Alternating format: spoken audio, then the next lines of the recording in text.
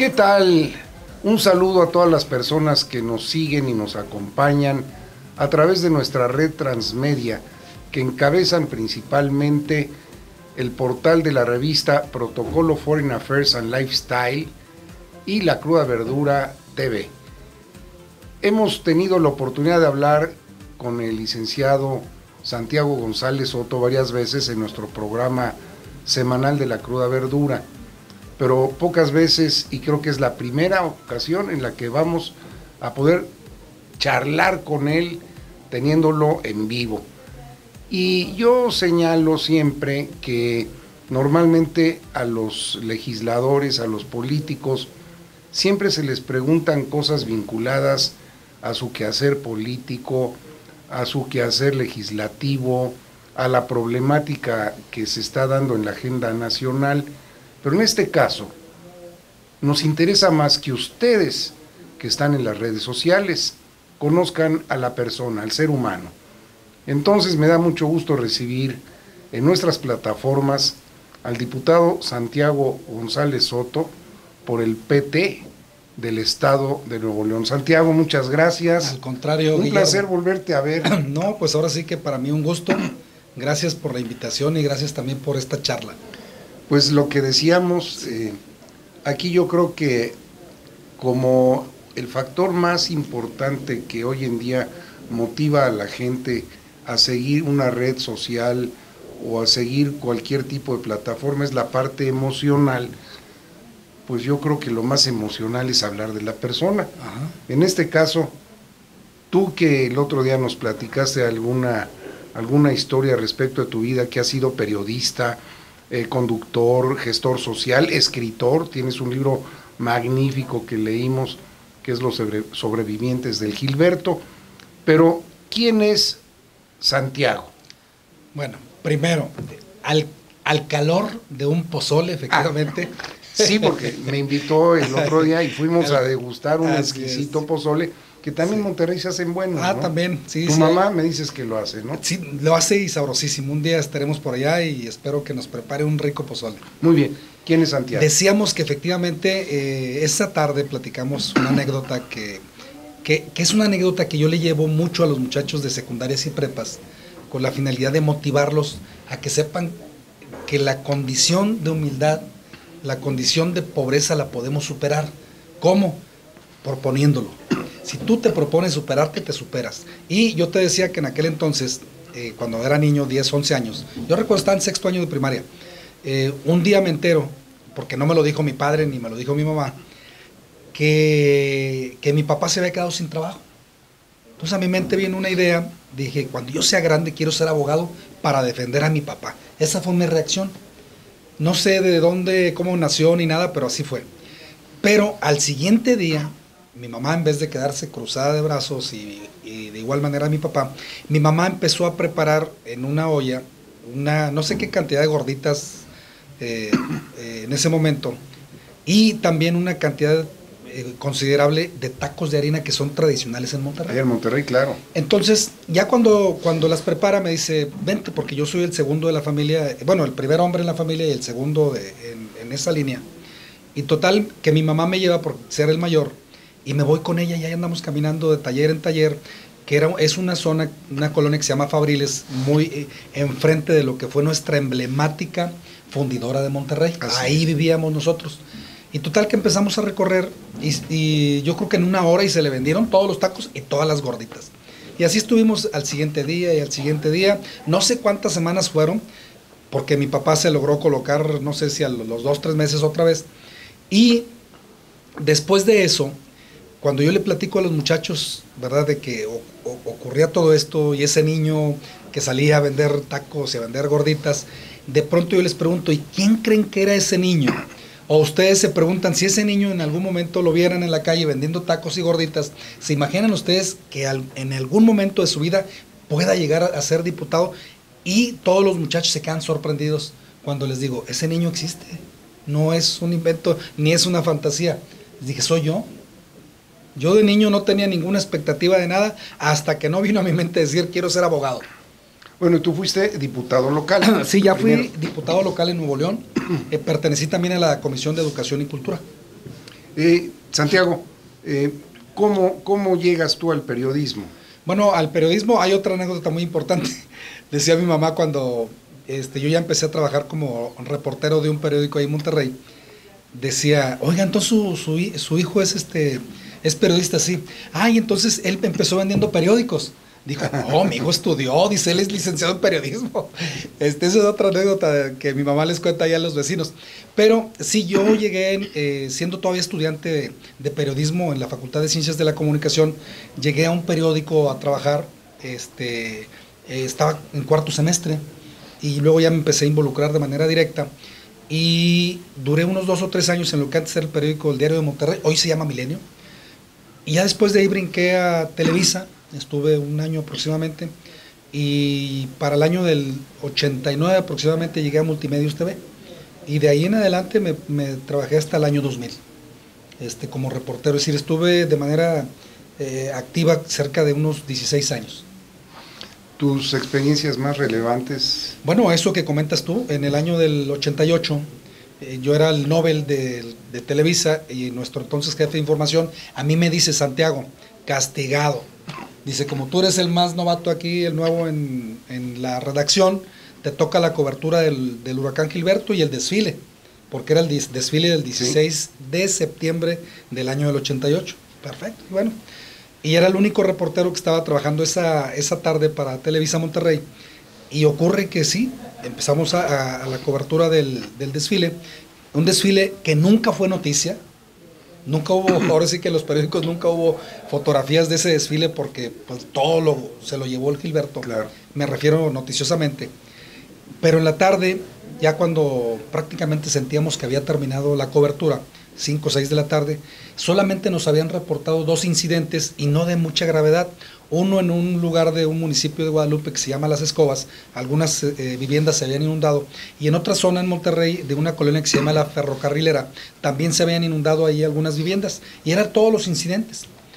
Serían las 6, 7 de la tarde, nos regresamos a la redacción de Televisa, yo empiezo a redactar, y luego más tarde un grupo de compañeros camarógrafos me dice, Santiago, tenemos que salir a cubrir unos videos para espectáculos.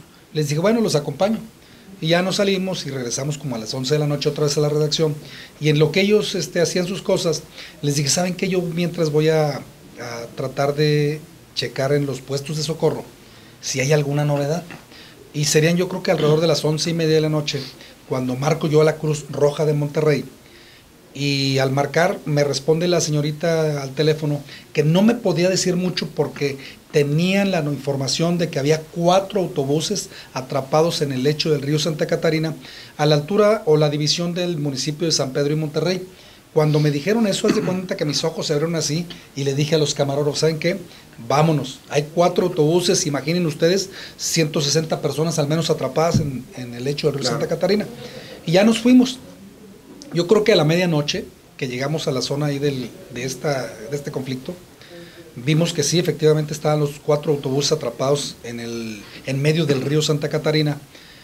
Y ojo, muy curioso esto, los pasajeros pudieron haber bajado de los autobuses, no lo hicieron.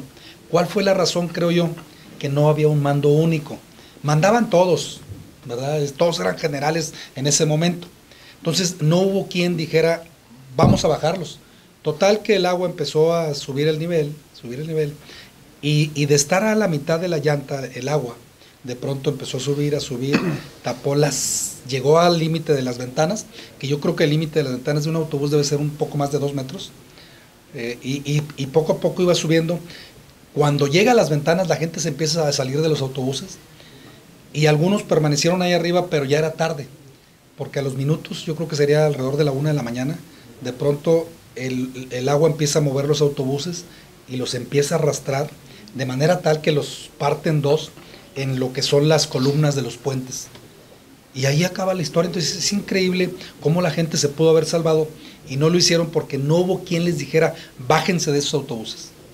¿Sobrevivientes? Sobrevivientes del huracán Gilberto, porque nosotros estábamos del lado de San Pedro y teníamos que cruzar a Monterrey, que es donde están las instalaciones de Televisa Monterrey, y cuando cruzamos por el puente, no te miento, no se veía puente. Entonces nosotros pudimos haber caído al lecho del río Santa Catarina porque el agua había cubierto toda la base de concreto del puente y era un riesgo cruzar del municipio de San Pedro hacia el municipio de Monterrey. Sí, yo recuerdo el caso de Monterrey. En esa época yo trabajaba con American Express Company. Fue una de las empresas que apoyó mucho después a los damnificados y particularmente casos como el de Monterrey. Y de ahí escribes un libro y maravilloso. De ahí lo escribimos, pero esta noticia, que ahora sí que en las tragedias hay veces que los reporteros adquieren cierta relevancia. Esa noticia le dio la vuelta al mundo. Mis imágenes le dieron la vuelta al mundo. Recuerdo algunas personas conocidas míos, un ex jefe mío estaba en Argentina y dijo, oye Santiago, vi la tragedia tan increíble que cubriste. Alguien también allá en Francia me dijo lo mismo, en varias partes de Estados Unidos, y casi en todas partes aparecía mi nombre, ¿verdad? Que eran unas imágenes, decía Santiago González. Y eso, vaya, periodísticamente te gratifica, aunque socialmente dices tú, qué tragedia tan terrible tuvimos en Monterrey, porque las cifras casi nunca se mencionan de cuántos fueron las víctimas, pero digamos que hay quienes mencionando cifras hablan de 2 a 3 mil personas que el río se llevó. Sí, no, terrible. Bueno, pero como tú dices, las tragedias a veces le llevan a quienes tienen el quehacer periodístico a tener una forma destacada de darse a conocer. Tú lo hiciste, después escribes el libro editado por la Universidad, por la Autónoma de Monterrey. Sí. Después te dedicas a la gestión social, bueno, cultural principalmente. Así es, eso ya ocurre, digamos, cuando en la parte del periodismo sí empiezo a ejercer periodismo social y cultural. Y hubo un momento en el que el Partido del Trabajo a mí me invita a participar en las elecciones. Yo la verdad dije, pues no, mi vida es el periodismo. Pero había una necesidad de decir, bueno, pero también la forma de cambiar las cosas, pues es haciendo leyes. Y cuando me invitan, compito para diputado local, ganamos, y luego fui diputado local en el Estado de Nuevo León. Pertenecía a esas comisiones de cultura y educación. Y desde entonces me dediqué a ser promotor cultural. Así es. La promotoría la hacía principalmente, igual a través de medios de comunicación, en algunos temas que tienen que ver en la relación papás-hijos, que esa es una relación que nunca se termina, hay que decirle a la gente. Se puede terminar la relación papá-mamá, pero no la relación papás-hijos. Claro. Y muchos papás nos volvemos desobligados, porque se separa la mamá y se separa el papá, y luego ninguno de los dos se quiere hacer cargo, o uno se hace cargo y el otro se olvida. Entonces hay que decirle a los papás, ¿verdad? Eso es lo que yo les digo en televisión, y de hecho hay muchos programas míos por ahí en la red que dicen hijos digitales, papás, ahorita me acuerdo el nombre completo, pero va por ahí, que somos, somos un binomio que jamás se puede separar, claro. Aún después de fallecer los papás o los hijos, es una relación eterna. Así es. ¿Cuál es ahora Santiago? Desde luego tienes una función legislativa, es una función política, sí. Pero desde tu punto de vista, ¿cuál es lo más relevante en el contexto cultural que deba rescatar ahora la Comisión de Cultura de la Cámara de Diputados a la que tú perteneces? Muy bien, mira, déjame lo pongo ahora sí que como si fueran barajas. Baraja cultura, baraja educación, baraja radio y televisión, baraja telecomunicaciones, ¿verdad? Ahí tenemos un conjunto. ¿De qué manera estamos tratando de trabajar al menos los diputados del Partido del Trabajo y principalmente un servidor? Bueno, en la materia de cultura y en la materia de radio y televisión, en la materia de telecomunicaciones e incluso también en la materia de economía, tenemos que entender que una parte muy importante de la cultura que se produce está generando riqueza, pero muchos no estamos viendo, ahora sí que el bosque, nada más vemos el árbol. Y lo que tenemos que enseñar primero que nada a la gente es cómo proteger nuestro patrimonio cultural, porque es un patrimonio que se vuelve universal. Me explico. Si en este momento tú escribes un libro y de ese libro, por ejemplo, nace un Moby Dick, entonces es un personaje que ya se volvió mundial. Y lo mismo puede ocurrir no sé, Pedro Páramo, es decir, hay muchos personajes que de tu cabeza salieron y luego les das vida, convirtiéndolos en eso, en personajes, en la parte de la literatura. Pero en la parte, cuando ya entra a otras esferas de las bellas artes, por ejemplo, vamos a suponer que ese personaje de pronto se vuelve escultura, Claro. y luego de escultura pasa a ser un juguete, y luego de juguete pues ya lo traen todos los niños. Entonces son cosas que tenemos que entender, que a la gente le tenemos que, ahora sí que enseñar que para poder pescar tenemos que aprender en qué consiste, cómo es la generación de la riqueza a través de la cultura.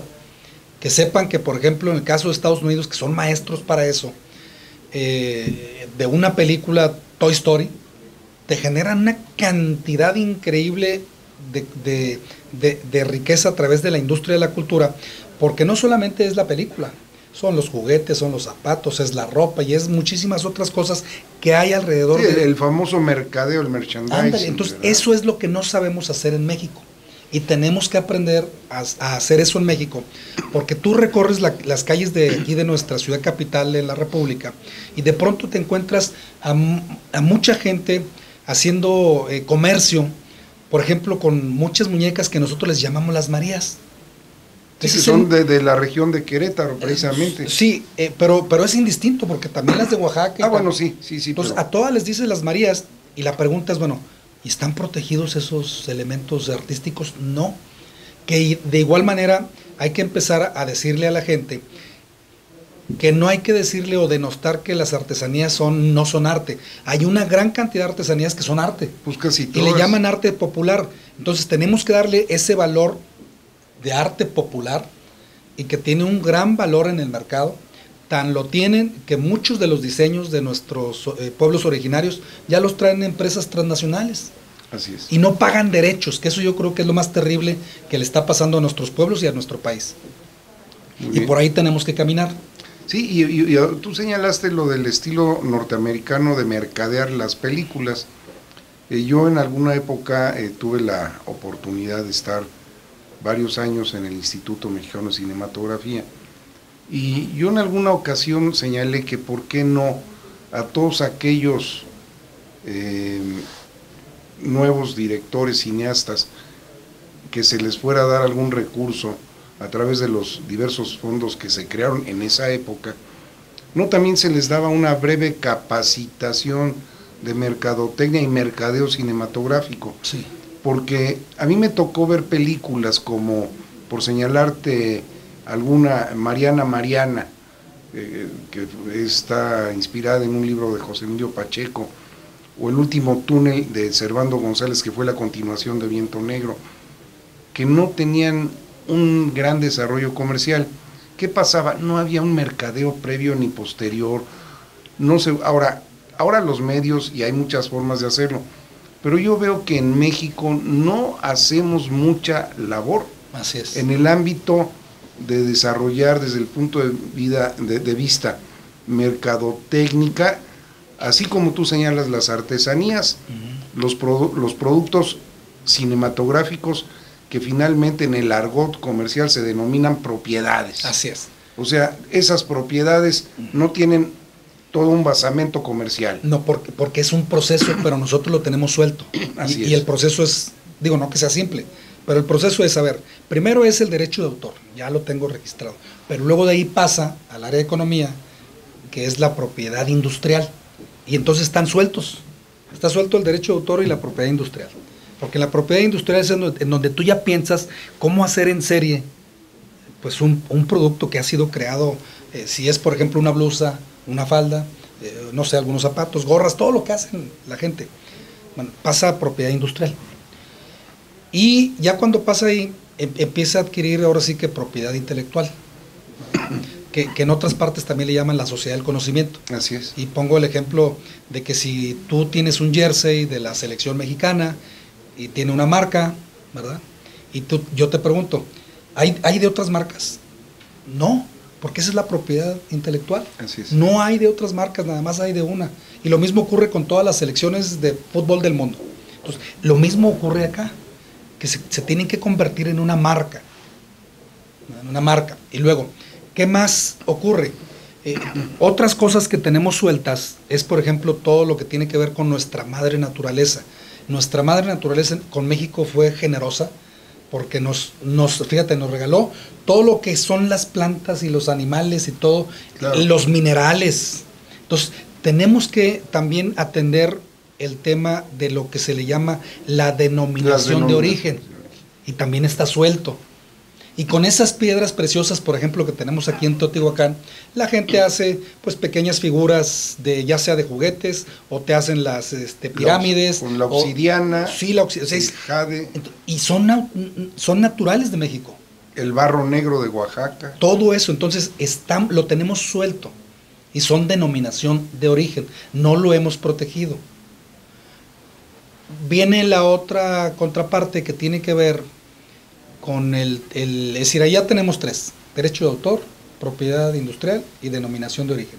Pero luego también viene ya el tema de esto, de lo que son las redes y plataformas y todo lo que, por ejemplo, tú en contenidos estás generando. Claro.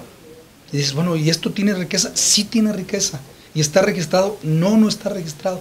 Entonces, bueno, pero tenemos que ir a la parte de la protección. Ahí hay algo muy importante que yo acabo de conocer a un grupo de personajes consultores que son propiamente la única firma mexicana que está certificada a nivel internacional e incluso por la Autoridad de México Hacendaria Fiscal para evaluar los activos intangibles, que eso es algo que no tenemos valorado en México, los activos intangibles. Así es. Que ese es otro punto que seguramente van a acabar tocando al darle forma toda a este contexto legislativo. Así, ¿no? Es, sí, la ley lo menciona como inmateriales, pero es lo mismo, son los intangibles.